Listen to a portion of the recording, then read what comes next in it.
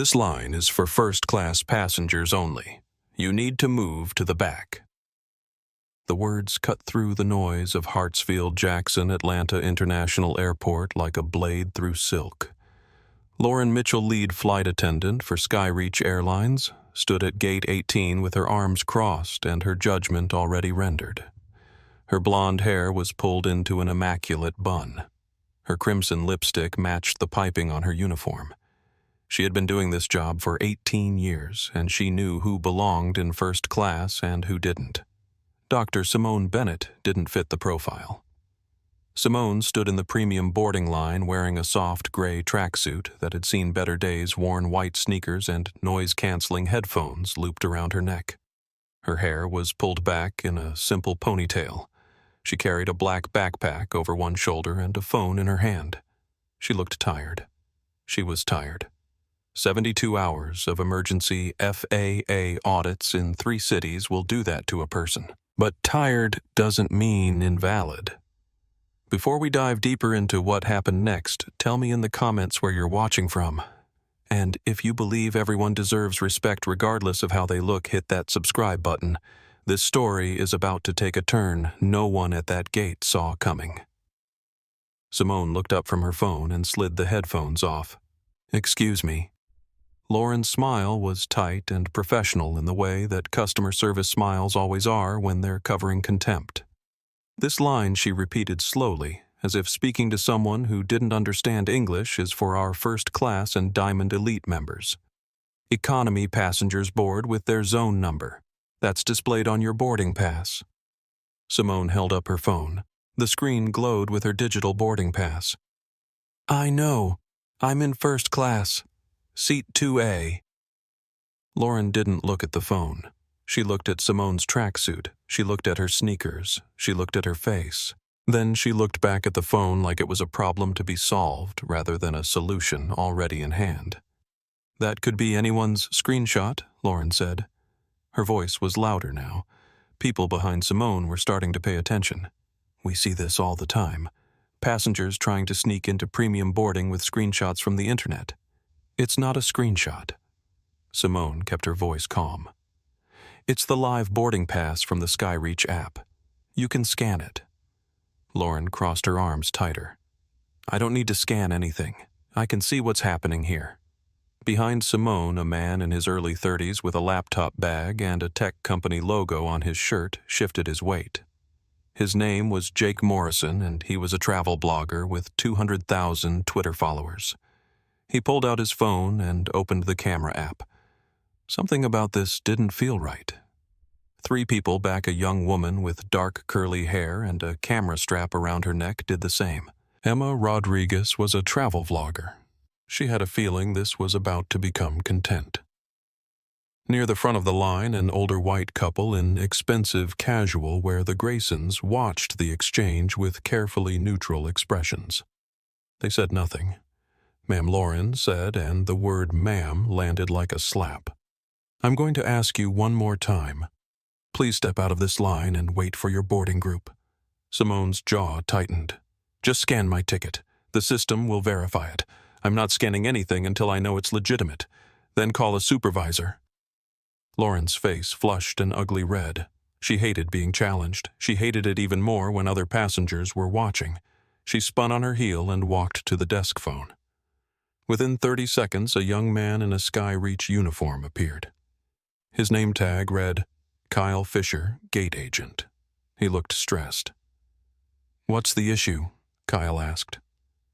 Lauren gestured toward Simone like she was evidence at a trial. "This woman is refusing to leave the first-class boarding line. She claims to have a valid ticket, but I believe it's fraudulent." Kyle looked at Simone. He looked at Lauren. He looked at the growing line of impatient passengers behind them. "Ma'am, can I see your boarding pass?" Simone handed him her phone without a word. Kyle scanned it under the red light of his handheld device. The machine beeped. The screen flashed green. A boarding pass stub printed out from the small thermal printer attached to his belt. He looked at it. He looked at Simone. He looked at Lauren. "It's valid," he said, quietly. Bennett Simone. Seat 2A. First class. The silence was stunning. Lauren's mouth opened, closed, opened again. That's impossible. It's right here. Kyle held up the printout. The ticket is completely legitimate. Jake Morrison. 3 people back whispered to himself while recording. Oh, this is bad. Emma zoomed in on Lauren's face. Lauren snatched the boarding pass stub from Kyle's hand and stared at it like it had personally betrayed her. She thrust it toward Simone. Her smile was gone. Her professionalism was gone. What remained was something cold and sharp. Well, Lauren said, her voice loud enough to carry across the gate area. They're really letting anyone into first class these days, aren't they? She turned toward the Graysons, who were next in line. Her smile returned warm and genuine. Mr. and Mrs. Grayson, so sorry for that delay. Right this way, please. Let's get you on board and away from all this. Mrs. Grayson glanced at Simone. Her husband did not. They walked past without a word. Simone stood there holding the printed stub. She felt the eyes of everyone in the gate area on her. She took a slow breath. She had been here before. Not this airport, not this gate, but this moment, this exact moment of being told she didn't belong in a space she had every right to occupy. She slid her headphones back on, adjusted her backpack, and walked down the jet bridge.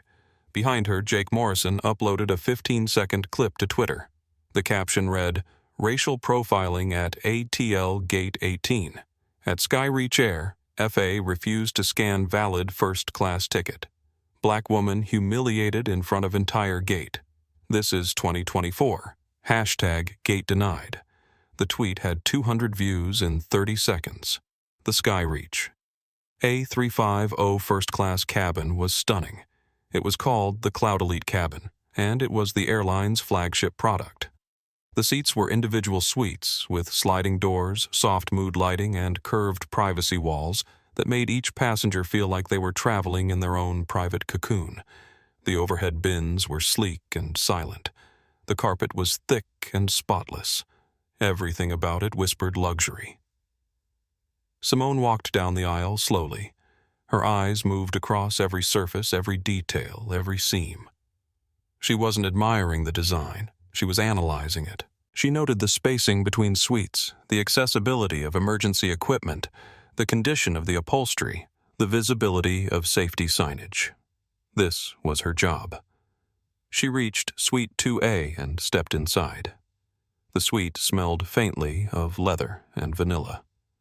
There was a bottle of water in the cup holder, a pillow on the seat, and a noise-canceling headset in a sealed pouch. She set her backpack down, slid into the seat, and pulled out her laptop. Across the aisle in Suite 1A sat a man in a well-tailored navy suit. He was reading the Financial Times. His hair was gray at the temples. His posture was relaxed. He glanced up briefly as Simone settled in, made no expression, and returned to his paper. He looked like any other business traveler. No one knew who he was. Simone opened her laptop and navigated to an encrypted file directory. The screen displayed the FAA seal.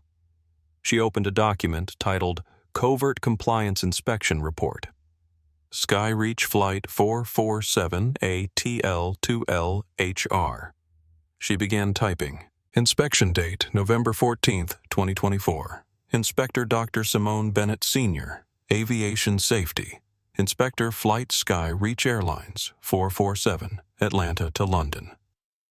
Heathrow departure, 1845, Eastern Standard Time.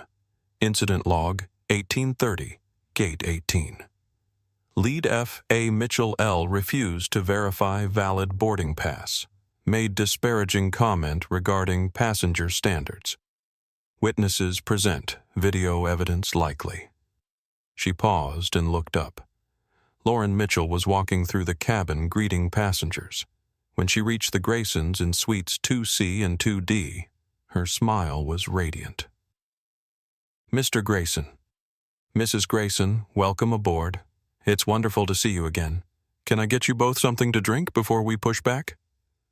Champagne, sparkling water? We'll both have champagne. Thank you, Mr. Grayson said. Of course. I'll be right back with that. Lauren walked past Simone's suite without looking inside. She moved to the galley at the front of the cabin where two other flight attendants were preparing for departure. One was a young man in his mid-20s with sharp features and eager eyes. His name tag read Tyler Brooks. The other was a woman in her late 20s with kind eyes and an uncertain posture. Her name tag read Nina Reyes. Tyler leaned toward Lauren and whispered, "Who's in 2A?" "Nobody important," Lauren said. "Don't waste your energy." "She looks homeless," Tyler muttered. Nina glanced toward Simone's suite and said nothing. Lauren returned to the cabin carrying 2 champagne flutes on a silver tray. She delivered them to the Graysons with a flourish. She walked past Simone's suite again. This time she paused at the entrance. "Can I get you something to drink before departure?" Her tone was flat, professional, empty. Simone looked up from her laptop. "Yes, thank you. Sparkling water with lime, please." "We only have lemon." This was a lie. Nina had just restocked the galley with fresh lime wedges 10 minutes earlier. "Lemon is fine," Simone said. "You'll need to close that computer for takeoff. It's regulations." "I know. I'll close it when the door closes." Lauren stared at the screen for a beat too long. She saw lines of text, official-looking headers, something that didn't look like email or entertainment. She walked away without another word. The man in 1A watched this exchange over the edge of his newspaper. He said nothing. He noted everything. The cabin door closed. The engines spun up. The lights dimmed. The plane pushed back from the gate at exactly 1845. Simone closed her laptop and buckled her seatbelt. She rested her head against the seat and closed her eyes. She had been here before. The A350's engines roared to life. The cabin lights dimmed to a soft amber glow. Simone felt the familiar push of acceleration as the plane began its taxi toward the runway. The vibration of the wheels on pavement hummed through the floor.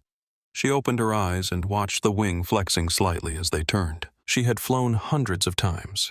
She knew the physics, the engineering, the margins of safety built into every rivet and bolt. But tonight, sitting in this suite, she didn't feel safe. She felt watched, judged, unwelcome. The plane turned onto the runway. The engines throttled up. The acceleration pressed her back into the seat. The nose lifted. The wheels left the ground. The city lights of Atlanta fell away beneath them. Simone closed her eyes again. And she was 24 years old. Chicago O'Hare, Gate K9, 10 years ago. She had just finished her master's degree in aerospace engineering from Georgia Tech. She had a job interview in San Francisco with a major airline's engineering division. She was flying standby on a buddy pass her professor had given her as a graduation gift. She wore a black pantsuit, a white blouse, and low heels. Her resume was in a leather portfolio in her carry-on. She was early prepared and confident. The gate agent, a middle-aged white man with thinning hair and tired eyes, called her name.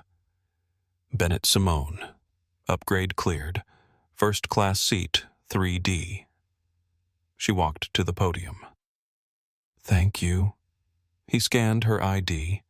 He scanned the upgrade confirmation. He looked at her. He looked at the screen. He scanned her ID again. "Is there a problem?" Simone asked. The gate agent squinted at his monitor. "This says first class." "Yes. You're sure you didn't make a mistake when you booked I didn't book it? It's a standby upgrade." He clicked his mouse several times. He called over a supervisor.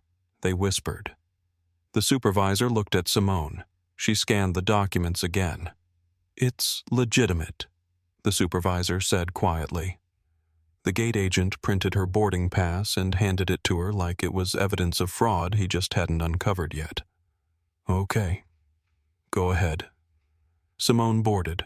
She found seat 3D. She sat down. The man next to her, a white businessman in his 50s, glanced at her, then at the flight attendant. "Excuse me," he said to the flight attendant.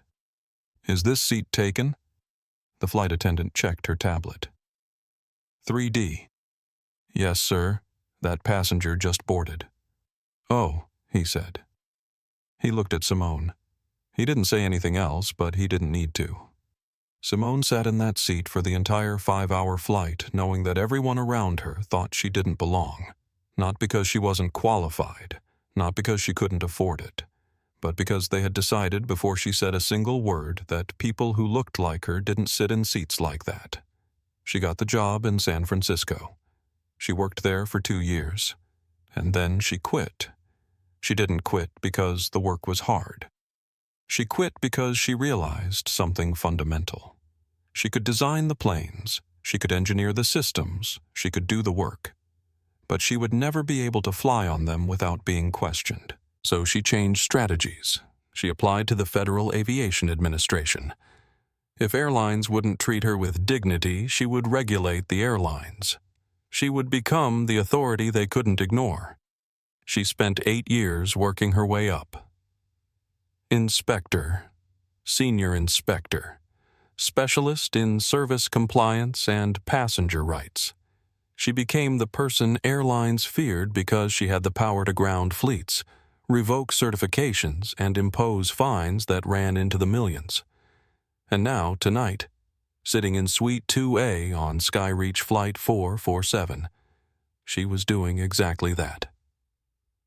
The seatbelt sign dinged off. Simone opened her eyes. The memory faded. She was back in the present. She opened her laptop and resumed typing. Lauren Mitchell appeared in the aisle. She walked past Suite 2A without stopping. She stopped at Suite 1A. "Sir, can I get you something to drink now that we're airborne?" "Scotch neat," the man said. "Thank you. Right away." Lauren walked to the galley. She returned 2 minutes later with a crystal glass on a small silver tray. She delivered it to 1A with a warm smile. She walked past 2A again. No water appeared. Simone noted the time, 19:15. She typed into her report. 19:15. Service initiated for other passengers. No service provided to 2A despite prior request. She waited. 10 minutes passed. 15, 20, 30. Simone pressed the call button on her armrest. A soft chime sounded in the galley. She waited. 2 minutes passed. She pressed it again. Another chime. Nina appeared at the entrance to Suite 2A. Her face was tight with stress. "Yes, ma'am." Simone kept her voice gentle. "Hi, Nina. I asked Ms. Mitchell for sparkling water about 45 minutes ago. Could I please get that?" Nina's eyes went wide. "She didn't tell me." "I'll get it right now. I'm so sorry." "It's not your fault." Nina rushed to the galley. Simone heard the sharp hiss of Lauren's voice. "Don't rush for 2A. Polish the crystal for the Graysons first. She can wait." Nina's voice quieter, but she's been waiting almost an hour. "I said she can wait." Simone typed 1945, FA. Mitchell deliberately delayed service to 2A. Junior FA. Reyes attempted to assist, was countermanded by Mitchell. Nina returned a minute later. Her hands trembled as she placed a glass of sparkling water with a lemon wedge on Simone's tray table. "Here you are. I'm so sorry for the delay." "Thank you, Nina." Simone smiled. "This isn't your fault. You're doing great." Nina lingered. She looked like she wanted to say something. Her eyes flicked to the galley where Lauren was watching. Nina swallowed whatever words she had and walked away. Simone took a sip of water. It was lukewarm. The lemon was dry. It had been sitting in the galley for hours. She added another line to her report. The cabin lights brightened slightly. Lauren's voice came over the intercom, smooth and polished. "Good evening, ladies and gentlemen. We'll be starting our dinner service shortly. Tonight, our chef has prepared pan-seared Chilean sea bass with truffle risotto or a filet mignon with roasted root vegetables. We also have a vegetarian option available. We'll be coming through the cabin momentarily to take your selections." Tyler appeared in the aisle pushing a linen-covered cart. Lauren followed with a tablet in her hand. They stopped at Suite 1A. "Good evening, sir." Lauren's smile was genuine. "What can I get for you tonight?" "The sea bass, please," the man said. "Excellent choice. And to start, we have a Caesar salad or a mixed green salad with balsamic vinaigrette." "The Caesar." "Perfect. Tyler will have that right out for you." They moved to the Graysons. "Mrs. Grayson, Mr. Grayson, what are you both having this evening?" "We'll both have the sea bass," Mrs. Grayson said. "Wonderful. 2 sea bass. And for your salads, both Caesar." Lauren made notes on her tablet. Tyler wheeled the cart to the galley. Lauren and Tyler returned 5 minutes later. They delivered salads to 1A and the Graysons with practiced grace. Silver forks, linen napkins, fresh pepper offered from a wooden grinder. They approached Suite 2A. Lauren stood at the entrance. No tablet, no smile. "You'll have the chicken," she said. Simone looked up from her laptop. "Excuse me. The chicken. It's very good. I'd like to see the menu, please. I believe I'll have the sea bass." Lauren sighed. It was theatrical, designed to communicate immense inconvenience.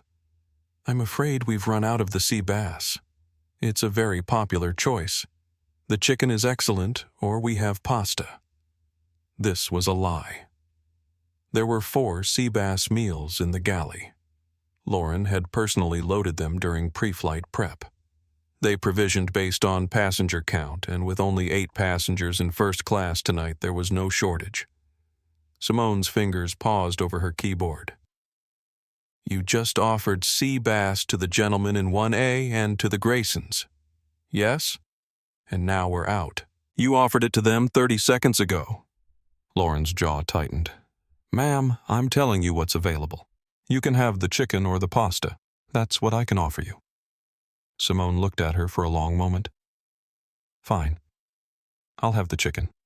"Great. Tyler will bring that out shortly." Lauren walked away.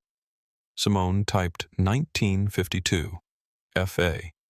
Mitchell falsely claimed meal option unavailable after offering to other passengers seconds prior. Service disparity documented.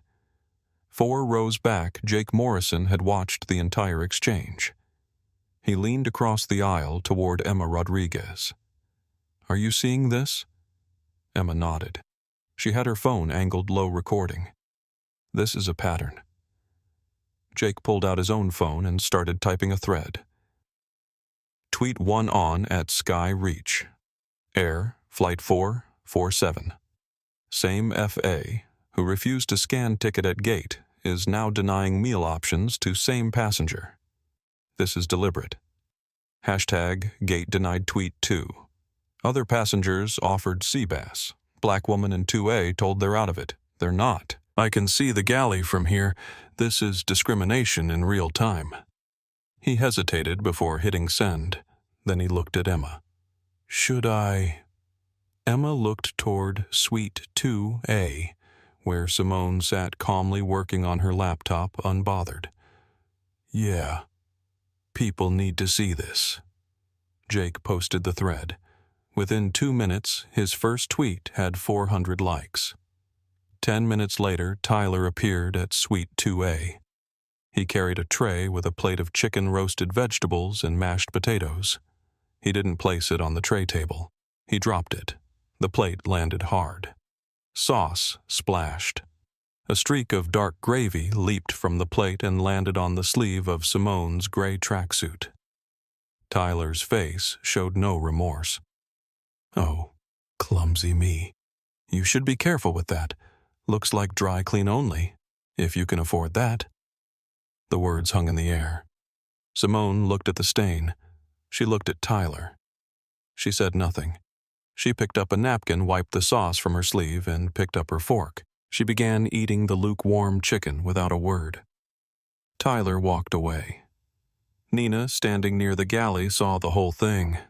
Her face went pale. She looked at Lauren. Lauren was smiling. "And a sweet one." Hey, the man lowered his fork. He watched Tyler return to the galley. He watched Lauren give Tyler a subtle nod of approval. He picked up his scotch and took a slow sip. He said nothing. Emma's live stream was now running. She narrated quietly into her phone. They just spilled food on her on purpose. This crew is targeting this woman. This is Skyreach Airlines Flight 447. This is happening right now. Her live stream had 600 live viewers. Simone finished her meal in silence. She opened her laptop and added another entry. 2010. F.A. Brooks deliberately spilled food on passenger-made derogatory comment about financial status. Sauce stain on clothing. Witness multiple passengers. She attached a photo of the stain. 2 hours into the flight, the cabin was quiet. Most passengers had finished their meals. Some were watching movies, others were asleep. The lights were dimmed to simulate night. Jake Morrison's phone buzzed. He looked at the screen.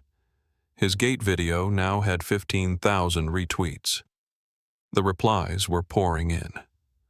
"This is disgusting. Someone needs to identify this FA. At Skyreach Air, you need to explain this now. I will never fly your airline again." He scrolled through his mentions. Someone had already screenshotted Lauren's name tag from his video and posted it. Another user found her Facebook profile. A third had found her LinkedIn. Jake felt a small twist of guilt. He hadn't intended to start a doxing campaign, but he also couldn't deny that what was happening on this flight was wrong. He opened his DMs. 50 new messages. Most were supportive. Some were from journalists asking for more information. Emma Rodriguez's live stream had reached 80,000 viewers. The comments were scrolling faster than she could read them. "This is a hate crime. Sue the airline. That FA needs to be fired. Where is the CEO? Is anyone going to stop this?" Emma spoke quietly into her phone. "I don't know what's going to happen, but whatever it is, you're all witnessing it with me." Simone's phone vibrated. She glanced at the screen. A text from Jennifer Park, her assistant at the FAA office in Washington. "Jennifer Boss, you're trending. The gate video has 50,000 views. Do you need me to issue a statement?" Simone typed back. "Not yet. Collecting evidence. This is deeper than one incident." "Jennifer, you're federal authority." Simone active. "I'm on official business." Jennifer understood. "I'm monitoring. Call if you need anything." Simone put her phone down. She looked at the time, 21:30. They were 3 hours into a 9-hour flight, 6 more hours to go. She opened her laptop and reviewed her notes. 14 documented incidents so far. Gate denial, water delay, meal discrimination, food spillage, derogatory comments, pattern of service disparity. All of it time-stamped, all of it witnessed. This wasn't just rudeness. This was a violation of federal regulations. In the galley, Tyler was scrolling through his phone. He saw the tweets. He saw the videos. He saw his own face in one of Emma's clips. "Lauren," he whispered, "we have a problem." Lauren looked up from her meal prep. "What?" He showed her his phone. "The gate incident is viral. Like really viral. People are talking about you." Lauren's face went white, then red. She grabbed his phone and scrolled through the thread. Her hands started shaking. "That passenger," Lauren hissed. "She's recording us. She's trying to get me fired." Tyler looked toward Suite 2A. "What do we do?" Lauren's mind raced. 18 years. She was 3 years away from full pension eligibility. 20 years was the magic number. She couldn't lose this job now. She couldn't. She looked at Tyler. "We document her behavior. Every little thing. If she's trying to build a case against us, we build one against her. Disruption. non-compliance, harassment, whatever we need. But she hasn't done anything, Nina said from behind them. Lauren spun around. Excuse me? Nina stood her ground, though her voice shook. She hasn't been disruptive. She's been sitting there working quietly. We've been treating her terribly. You don't know what you're talking about, Lauren snapped. Get back to work. Nina's eyes filled with tears. She turned and walked to the rear galley. Lauren looked at Tyler. We need to get her off this flight. How? I don't know yet. But if she stays on this plane all the way to London, I'm done. My career is over. Tyler nodded slowly. Okay. We'll figure something out. In the darkness of the cabin, no one saw the man in 1A pull out his phone. He typed a message and sent it. The message was short. James Caldwell. I'm seeing it. All of it. This is worse than the complaints indicated. I'll handle it before landing. Keep documentation running. The recipient was Jennifer Park at the FAA. She responded immediately. Jennifer, Dr. Bennett is aware. She's compiling a full report. James good. Tell her I've got her back. He put his phone away and returned to his scotch. 4 hours over the Atlantic, the cabin was dark. The Graysons were asleep. Jake Morrison was typing on his laptop. Emma had ended her live stream but was still documenting everything with photos. Simone was working. Her laptop screen glowed in the dim cabin. She was cross-referencing her incident log with federal regulation codes. 14 CFR 91.11, 49 USC 40,127, Title VI of the Civil Rights Act. She was building an airtight case. Her laptop battery indicator turned red. 15% remaining. She reached into her backpack and pulled out her charger. She unspooled the cable and located the power port in the armrest of her suite. It was a universal outlet designed to handle US, UK, and EU plugs. She inserted the plug. Nothing. The charging light on her laptop didn't illuminate. She checked the connection, pushed the plug in harder. Still nothing. She unplugged it and tried the USB-C port next to the outlet. Also dead. Simone frowned. This was more than inconvenient. She needed power to maintain the encrypted connection to the FAA server. If her laptop died, she'd lose her work connection and the ability to upload documentation in real time. She pressed the call button on her armrest. The soft chime echoed in the galley. She waited. 2 minutes passed. 3. 5. She pressed it again. Nina appeared at the entrance to Suite 2A. Her eyes were red. She'd been crying. Yes, ma'am. Simone softened her voice. Nina, are you okay? Nina wiped her cheek quickly. I'm fine. How can I help? The power ports in this suite aren't working. None of them.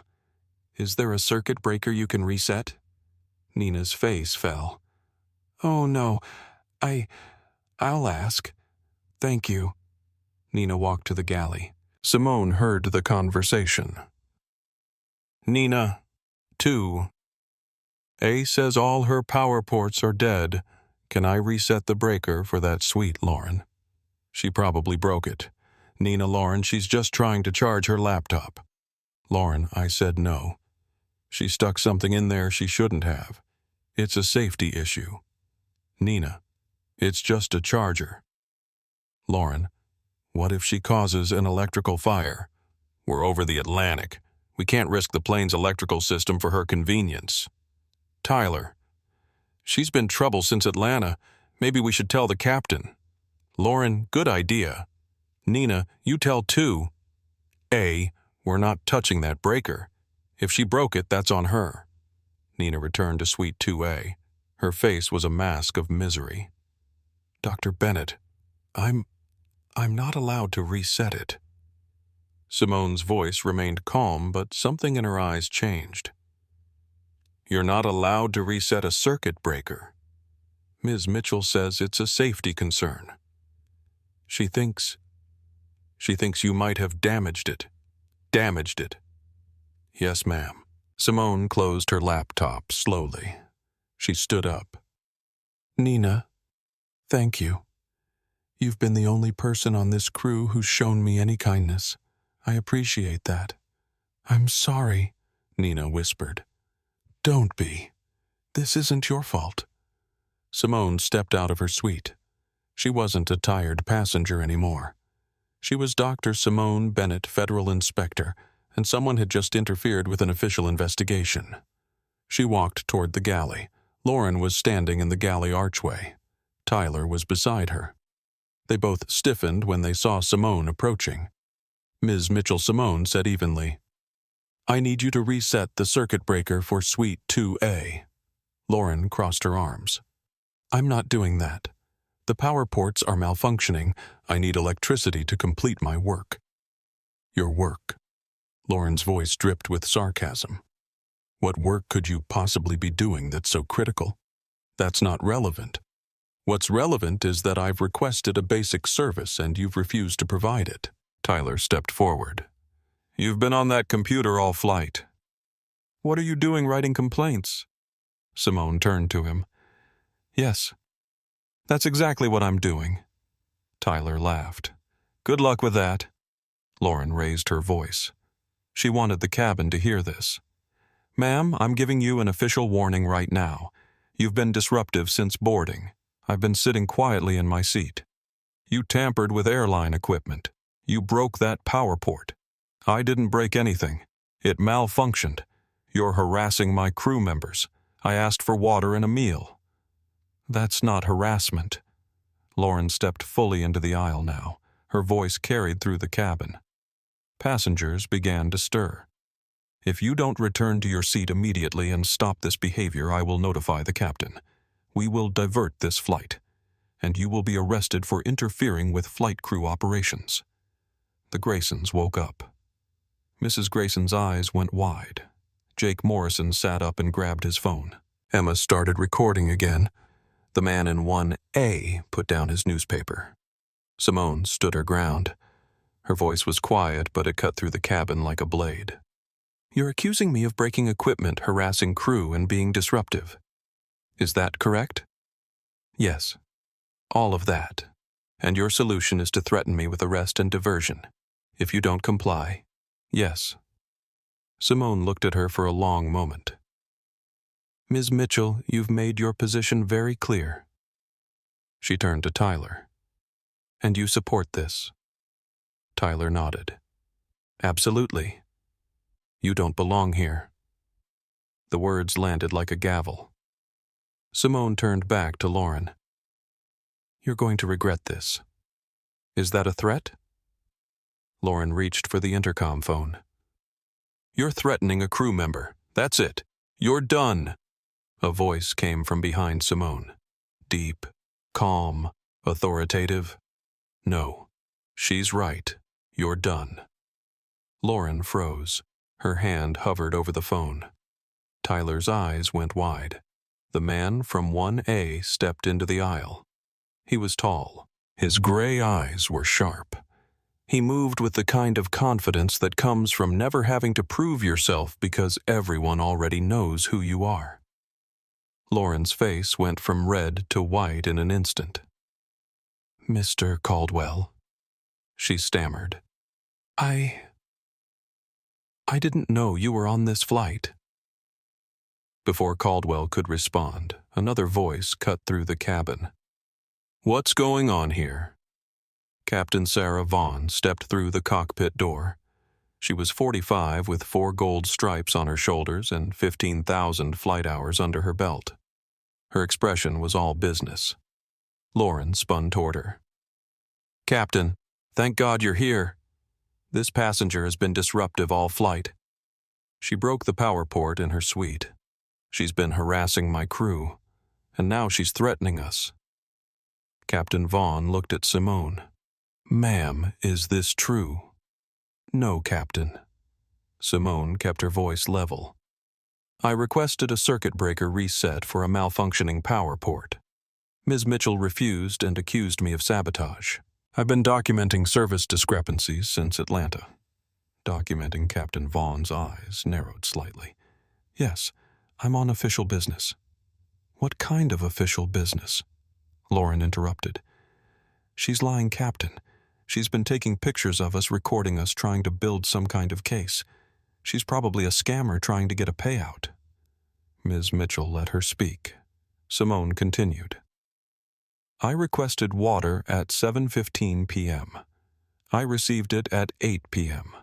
I was denied a meal option that was offered to other passengers. Food was deliberately spilled on me by Mr. Brooks. And now I'm being threatened with arrest for asking that broken equipment be repaired." Captain Vaughn's face remained neutral, but her eyes flicked to Tyler. "Mr. Brooks." Tyler's voice was defensive. "She's exaggerating. We've been professional." Jake Morrison stood up 4 rows back. "Captain, I have video evidence.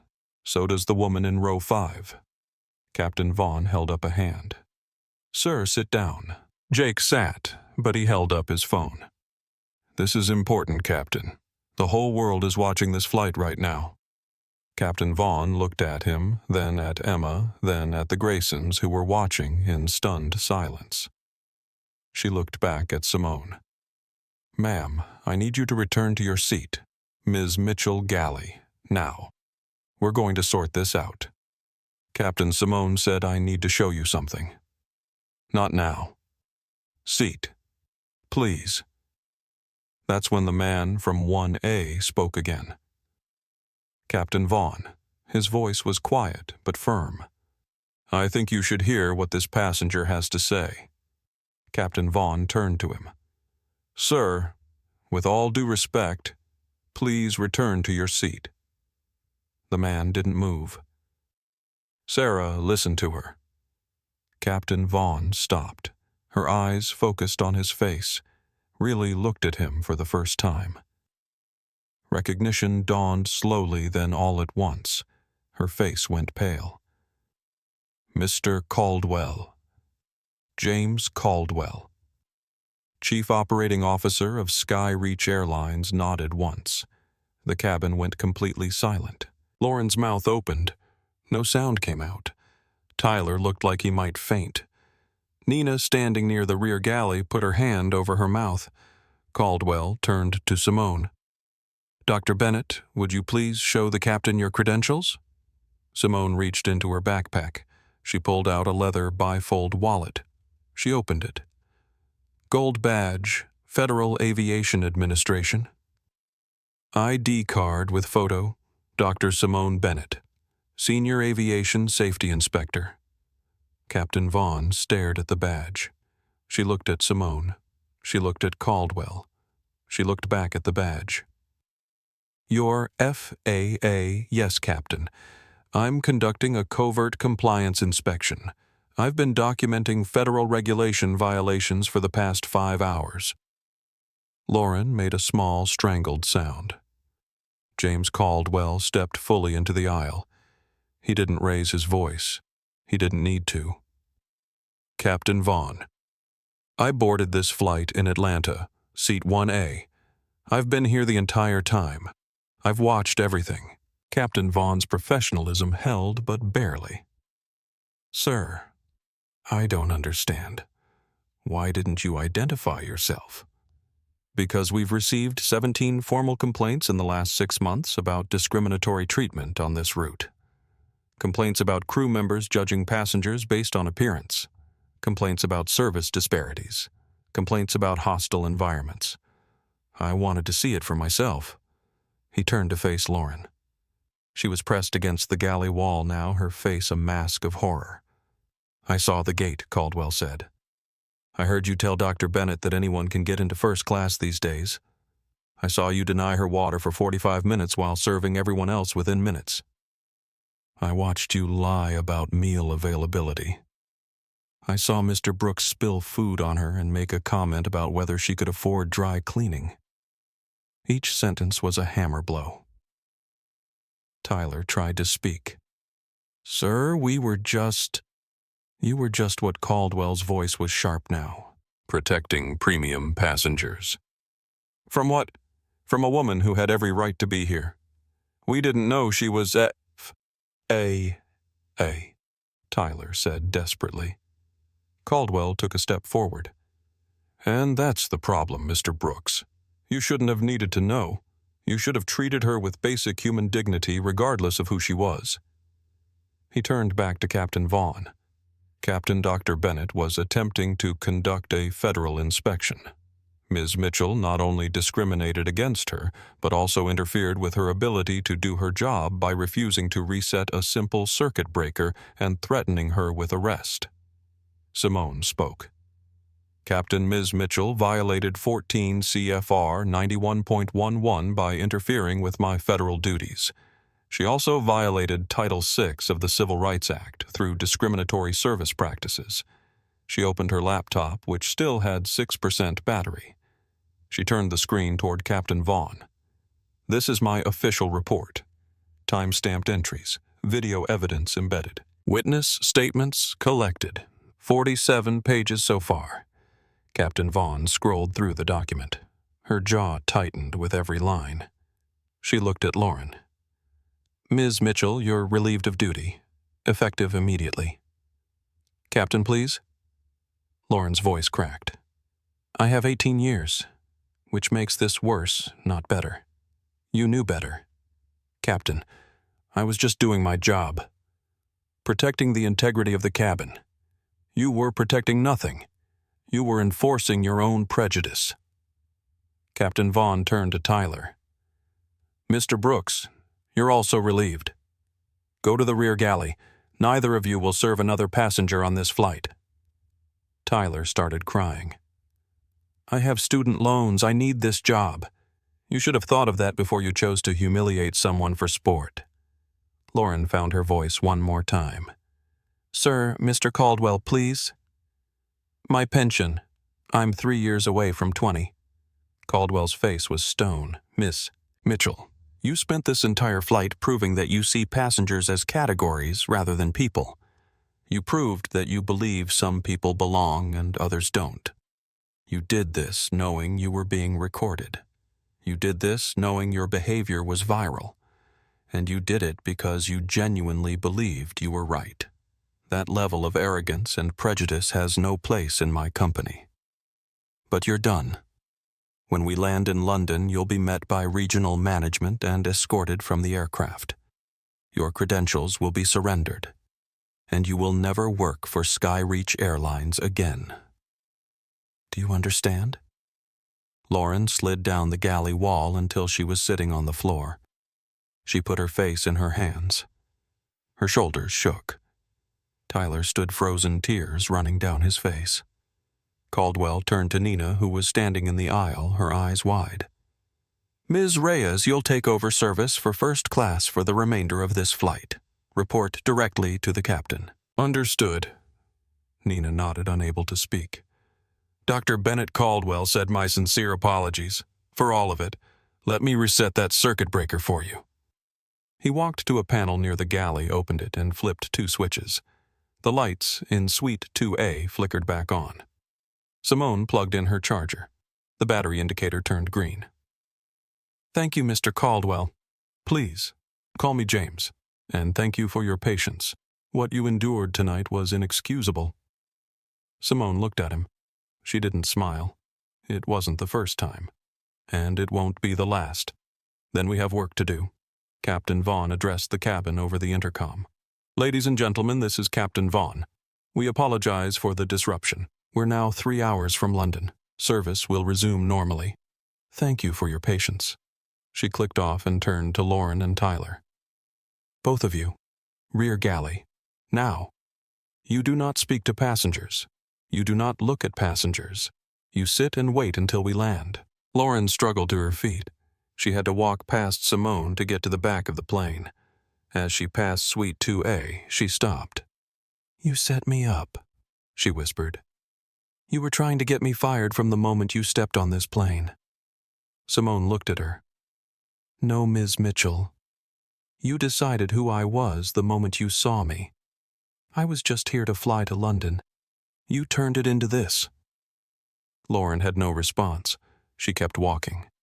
The Graysons watched her pass. Mrs. Grayson turned to her husband. "We should have said something." Mr. Grayson said nothing. Tyler followed Lauren, his head down, his face blotchy. He didn't look at anyone. The curtain to economy closed behind them. Nina stood in the galley, her hands shaking. She looked at Caldwell. "Sir, what should I do?" "Continue service. Be yourself. You did the right thing tonight by trying to help. I was scared of her. I know. That's the system we're going to change." Nina took a breath and walked into the cabin with a tray of fresh coffee. Jake Morrison approached Simone's suite. "Dr. Bennett, can I ask you something?"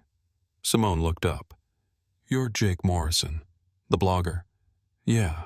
Why did you let it go on so long? You could have shown your badge at the gate. You could have stopped this hours ago." Simone closed her laptop. "Because it's not about me having authority.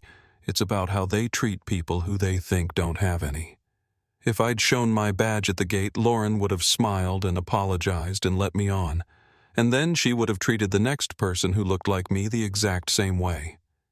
The badge doesn't fix the problem. It just protects me from it." Jake nodded slowly. "That's profound. It's reality. Can I quote you?" Simone smiled for the first time all night. "Sure." Jake returned to his seat and started writing. Emma Rodriguez approached next.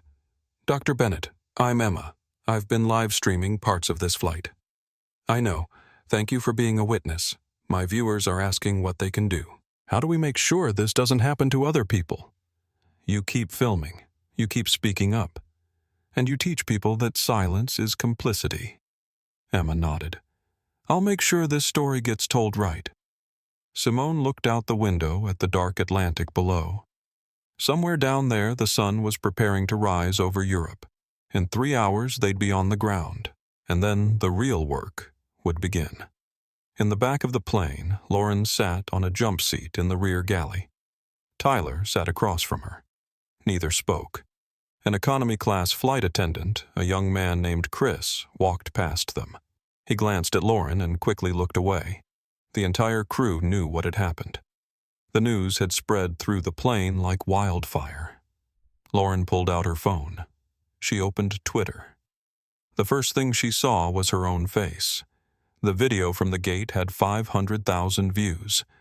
The replies were savage. "Fire her immediately. This is what racism looks like. I hope she never works again." Someone had found her Facebook. Someone else had found her home address and posted it. Her phone number was out there. Her email. Everything. She opened her Instagram. Her DMs were flooded. Hundreds of messages. Most of them hateful. Some of them threatening. She put the phone down and stared at the wall. Tyler was looking at his own phone. His Twitter mentions were just as bad. Someone had made a meme out of his face. Someone else had identified his college and tagged them, asking if they were proud of their alumnus. "This is insane," Tyler whispered. Lauren didn't respond. In first class, Jake Morrison was updating his thread. Tweet 12. Update CEO was on the plane the entire time. Passenger in 2A is FAA inspector conducting covert compliance check. Both crew members who harassed her have been fired mid-flight. This is the wildest karma I've ever witnessed. The tweet got 100,000 likes in 10 minutes. Emma's final live stream clip had 800,000 views. The comments section was exploding. "This is the best thing I've ever seen. Justice served at 30,000 feet. I'm crying. This is beautiful. Skyreach better make this right." News outlets were picking it up. Aviation Week, Travel Plus Leisure, CNN, The Guardian. Skyreach Airlines' official Twitter account was being bombarded with mentions. Their PR team based in Seattle was scrambling. It was 2 a.m. West Coast time, but everyone was awake. The company's stock price was already dropping in after-hours trading, down 3%, then 4%. James Caldwell made a phone call to the VP of Communications. "This is James. You've seen the videos. Yes, all of it is true. Prepare a statement. We're taking full responsibility. No spin, no excuses. We failed a passenger and we're going to fix it. Have it ready by the time we land." He hung up and made another call to legal. "Pull every complaint file on Mitchell and Brooks. I want full employment histories. Check for patterns. If this has happened before and we didn't act, I need to know." He called the head of flight operations. Effective immediately, all crew members on high complaint routes get recertified. Mandatory bias training. Third-party audits. This stops now. He put his phone away and looked at Simone, who was working quietly in her suite. "Dr. Bennett," he said, "when we land there's going to be media. A lot of it. You don't have to speak to them if you don't want to." Simone looked up. "I'll speak. People need to hear this from someone who lived it." Caldwell nodded. "Thank you. 3 hours to London." The cabin was quiet, but outside the plane the world was watching. The sky outside the window shifted from black to deep blue to pale gray. The sun was rising over the English countryside as Flight 447 began its descent into London Heathrow. The seatbelt sign chimed on. Nina walked through the cabin, ensuring everyone was prepared for landing. When she reached Suite 2A, she paused. "Dr. Bennett, can I say something?" "Of course. What you did tonight. I've been flying for 3 years. I've seen crew members treat passengers badly so many times. I always wanted to speak up, but I was scared of people like Lauren. Scared I'd lose my job. Tonight you showed me that silence just protects the wrong people." Simone looked at the young woman. "You tried to help me, Nina. That took courage. Don't forget that." Nina's eyes filled with tears. "Thank you." The plane touched down smoothly at 6:45 a.m. local time. Gray London morning. Rain on the windows. The engines reversed. The plane slowed. Captain Vaughn's voice came over the intercom. "Ladies and gentlemen, welcome to London Heathrow. Local time is 6:45 a.m. For your safety, please remain seated until the aircraft has come to a complete stop at the gate and the seatbelt sign has been turned off." She paused. "I'd also like to personally apologize for the disruption you witnessed during this flight. What occurred tonight was unacceptable and does not represent the values of Skyreach Airlines or this flight crew. Thank you for your patience and understanding." The plane pulled up to Gate 27. The seatbelt sign turned off. Caldwell stood. "Dr. Bennett, my car is waiting. I'd like to escort you through customs if you'll allow it." "Thank you, James. That's kind." Before they could move, Captain Vaughn entered the cabin. She approached Simone directly. "Dr. Bennett, I need to apologize. I should have recognized what was happening sooner. I should have intervened before it reached the point it did." Simone stood. "Captain, you responded appropriately when you had the full picture. I appreciate that. Still, I failed you tonight. You didn't fail me. Your crew did." Captain Vaughn nodded. "I'll be recommending a full review of our service protocols. This can't happen again." The cabin door opened. 2 people stepped on board. The first was a woman in her 50s wearing a sharp gray suit. Her ID badge read Regional Director, Torres UK Aviation Authority. The second was a man in a dark uniform with Security Chief written on his shoulder patch. Director Torres approached Simone. "Dr. Bennett, I'm Director Torres. We received your preliminary report during the flight. Remarkable documentation, thorough and precise." "Thank you, Director. There's a secure conference room in the terminal. We'd like to debrief with you before you continue through customs." "Of course." Torres turned to Lauren and Tyler, who were still sitting in the rear galley. "Ms. Mitchell, Mr. Brooks, you'll need to come with Chief Hammond. You're required to surrender your crew credentials and participate in formal interviews." Lauren stood slowly. She looked like she'd aged 10 years in the past 6 hours. "I want my union representative. You'll have access to representation. This way, please." Tyler's voice was barely above a whisper. "Are we being arrested?" Not at this time, but you are being detained for questioning. Lauren walked toward the exit. She had to pass Simone one more time. She stopped. You destroyed my life, Lauren said quietly. Simone met her eyes. No, Ms. Mitchell. You destroyed your own life. I was just the person you chose to do it in front of. Lauren had no response. She walked off the plane. Tyler followed head down, silent. The Graysons approached Simone as they prepared to deplane. Dr. Bennett. Mrs. Grayson said, My husband and I want to apologize. We saw what was happening at the gate. We saw it during the flight, and we said nothing. We were complicit through our silence. Mr. Grayson finally spoke. We were cowards. We're deeply sorry. Simone looked at them. She saw genuine remorse. Thank you for saying that. It takes courage to admit it. What will happen to Ms. Mitchell? Mrs. Grayson asked. That's not my decision, but actions have consequences. The Graysons nodded and left. Jake Morrison was the last to approach. Dr. Bennett, this story is going to change things. I can feel it. Only if people learn from it, Jake. We'll make sure they do. Emma Rodriguez was filming one final clip. She spoke into her camera. We just landed in London.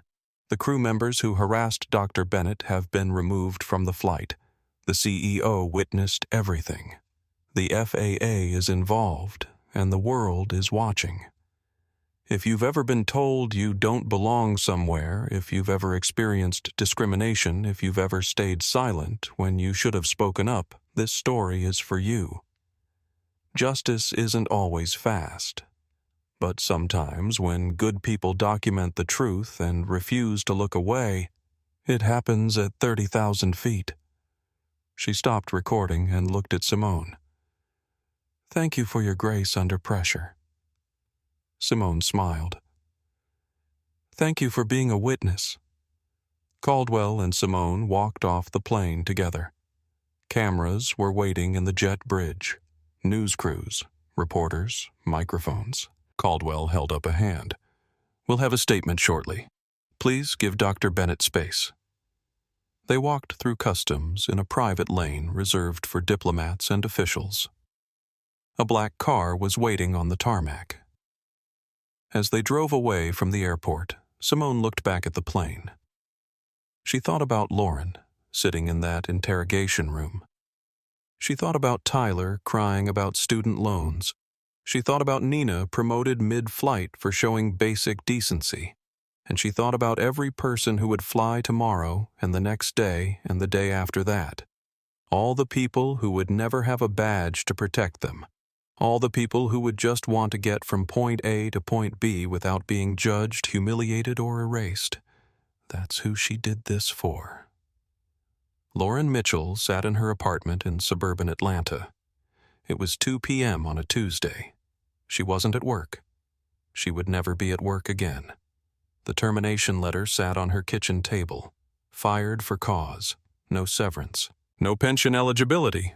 18 years, 11 months of service. All gone. Her phone rang constantly, but she didn't answer. Journalists, former co-workers, people she thought were friends. Everyone wanted a statement. Everyone wanted to know how it felt to be the most hated flight attendant in America. Her face was everywhere. Memes, news articles, think pieces. Her name was being used in bias training seminars as a cautionary tale. She was the villain in a story being told in classrooms, boardrooms, and living rooms around the world.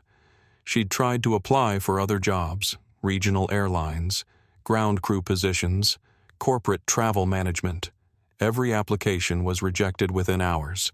Her name was on an industry-wide no-hire list maintained by the FAA. She would never work in aviation again. Tyler Brooks was living with his parents in Ohio. He'd been fired from 2 restaurant jobs in 2 weeks. Both times, customers recognized him from the videos and complained. Management asked him to leave. His student loans were in default. His apartment lease had been broken. His girlfriend had left him. He spent most days in his childhood bedroom staring at the ceiling, wondering how his life had fallen apart so completely in the span of a single flight. Nina Reyes stood in the first-class galley of Flight 651 Atlanta to Paris. She was wearing a lead flight attendant uniform now. The promotion had come through officially 1 week after the London flight. She walked through the cabin with confidence. She greeted every passenger by name. She didn't judge anyone by their clothes or their appearance. She treated everyone with dignity. In Suite 4B, a young black man in a hoodie and jeans looked nervous. Nina approached him with a warm smile. "Welcome aboard. I'm Nina. Can I get you something to drink before we take off?" The man relaxed. Just water, please." "Of course. Still or sparkling? Sparkling would be great." "Coming right up." She returned with a crystal glass of sparkling water with lime. She set it down on his tray table with care. "If you need anything during the flight, anything at all, just press your call button. I'm here to make sure you have a comfortable trip." "Thank you," the man said. "You don't know how much that means." Nina smiled. "I think I do." Skyreach Airlines issued a press release on December 1st. It was comprehensive. Effective immediately, all customer-facing employees would undergo 40 hours of mandatory bias awareness training. An anonymous passenger feedback system was launched, feeding directly to an independent ethics board. Service disparity would be tracked using AI analysis of crew interactions. Routes with patterns of complaints would receive third-party audits. Dr. Simone Bennett was hired as a consultant. She would work with the airline to develop new service protocols, train executives, and conduct surprise compliance checks on high-traffic routes. Her report from Flight 447 was published in redacted form by the FAA. It was downloaded 50,000 times in the first week. 3 law firms used it as evidence in pending discrimination lawsuits against other airlines. 4 major carriers adopted similar reforms within a month. Congress scheduled hearings on equitable treatment in air travel. The hashtag #GateDenied Foundation was created, funded by donations from people who'd watched the story unfold. It provided legal support and advocacy for passengers who experienced discrimination. James Caldwell stood in the Skyreach executive boardroom 6 weeks after the flight. What happened on Flight 447 was not an isolated incident, he told the assembled vice presidents and directors. It was a visible example of an invisible problem that's been tolerated for too long. "We failed, Dr. Bennett. We failed every passenger who's ever been judged based on how they look instead of who they are. That ends today."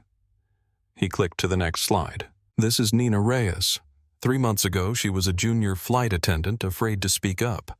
Today, she's a lead FA and one of our highest-rated crew members. We're creating more leaders like her, people who understand that service means dignity for everyone." The room was silent. "We lost 4 points of market value the night those videos went viral. We've gained it all back and more. Not because we spun the story, but because we owned it and fixed it. That's the lesson. Accountability isn't a liability. It's an asset." He closed his laptop. "I never want to sit in seat 1A and watch one of my crew members destroy someone's dignity again. If we do this right, I'll never have to." I've thought about this story every day since I first heard it. Not because of the drama, not because of the viral videos, but because of what Simone didn't do. She didn't explode. She didn't demand to speak to a manager. She didn't threaten or argue or make a scene.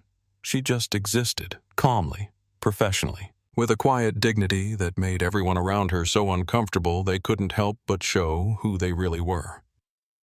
And that's the thing about dignity. You can't fake it, and you can't take it away from someone who truly has it. Lauren Mitchell thought she had power.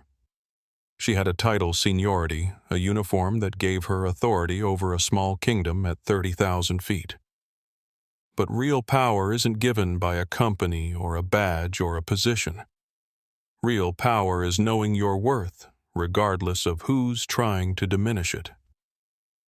Simone had a badge in her bag the whole time. She could have pulled it out at the gate, ended the situation in seconds, but she didn't, because the badge wasn't the point. The point was proving that even without it, she deserved basic human respect. The badge just made sure there were consequences when that respect was denied. If you've ever been told you don't belong somewhere you earned the right to be, this story is for you. If you've ever watched someone being treated poorly and stayed silent because it was easier, this story is for you too. And if you've ever judged someone based on their appearance, their clothes, or the color of their skin, then this story is especially for you. Because we all have moments where we decide whether to see people or to see our assumptions about them. Lauren made her choice at that gate. The Graysons made their choice by staying silent. Jake and Emma made their choice by speaking up. Nina made her choice by showing kindness when it cost her. What choice will you make the next time you witness injustice? Drop a comment below if this story moved you. Share it with someone who needs to hear it. And hit that subscribe button, because when we share these stories, we build a community that refuses to stay silent when dignity is under attack. Justice doesn't always come with a badge and a viral video. Sometimes it just comes from refusing to shrink when someone tries to make you small. And that's the most powerful thing any of us can do.